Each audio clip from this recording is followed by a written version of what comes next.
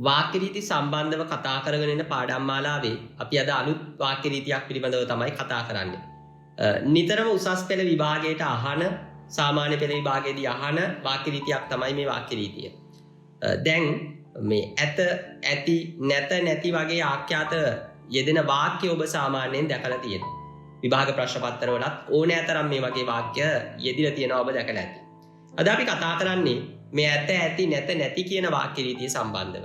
සමහරවිට මේකේ මේ තිබේ කියලා ආඛ්‍යාතයක් යෙදෙන අවස්ථා අපි දැකලා තියෙනවා. ඇත ඇති නැත නැති තිබේ වගේ ආඛ්‍යාතයක් ආවහම කොහොමද කර්තෘපදේ අපි තීරණය කරන්නේ කියන එක පිළිබඳව තමයි අපි අද දවසේදී කතා කරන්නේ. මේක හරි සරලයි.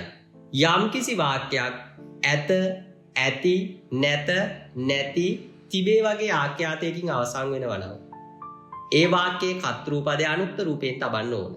ඒ වාක්‍යයේ කර්තෘපදේ අනුක්ත රූපයෙන් තියන්න ඕන. මේ වාක්‍ය රීතිය හරි සරලයි.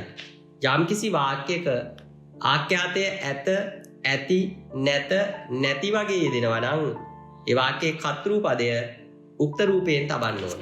ඒක තමයි මේ වාක්‍ය රීතියේදී අපි ඉගෙන ගත යුතු වෙන්නේ. දැන් අපි උදාහරණයක් පැහැදිලි කරගමු. විද්‍යාලයේ ශිෂ්‍යයෝ ඇත. විද්‍යාලයේ ශිෂ්‍යයෝ ඇත. වාක්‍ය ආඛ්‍යාතයේ අවසන් වෙලා තියෙන ඇත කියන ආඛ්‍යාතේ. එතකොට ශිෂ්‍යයෝ කියලා අපි ඒක උක්ත කරනවා. එහෙමනම් තේරුම් ගන්න ඇත කියලා යෙදෙනවා නම් යම් වාක්‍යයක ආඛ්‍යාතයේ හැටියට කර්තෘ උක්ත රූපයෙන් තියෙනවා දක්ෂයෝ කියලා. විහාරයේ භික්ෂූහු නැත. ආඛ්‍යාතේ නැත කියලා යෙදෙනවා නම් ඒත් අපි කර්තෘපදේ උක්ත රූපයෙන් තියෙනවා භික්ෂූහු කියලා. ෆැක්ටරියේ සේවකයෝ ඇති. ඇති කියලා යෙදෙනවා නම් අපිට එතනදී කර්තෘපදේ උක්ත රූපයෙන් සේවකයෝ කියලා තියන්න පුළුවන්කම තියෙනවා. ඒ වගේම ඇත කියලා යෙදෙනවා නම් අපිට මාවතේ මගියේ කැත වගේ ආඛ්‍යාතයක් යෙදෙද්දී කර්තෘපදේ උක්ත රූපයෙන් තියන්න පුළුවන්කම තියෙනවා. එහෙනම් හරිම සරලයි.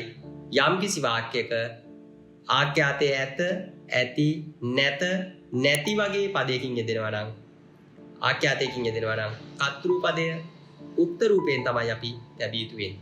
මේක තමයි මේ වාක්‍ය රීතියේදී අපි ඉගෙන ගත යුතු වෙන්නේ. හොඳයි. මේ විදිහට තවත් අලුත් වාක්‍ය රීති ඉගෙන ගන්න අපේ අකීකරු සිංහල පන්ති YouTube නාලිකාව subscribe කරන්න. ඔයාට අවශ්‍ය කරන විභාගයේ ජයග්‍රහණයට අවශ්‍ය කරන සිංහල දැනුම අපෙන් ඔයාලට ඉගෙන ගන්න පුළුවන්කම ලැබේවි. අපි ආයමත් වාක්‍ය රීතියකින් හම්බ වෙනකල් හැමෝටම සුබ දවසක්.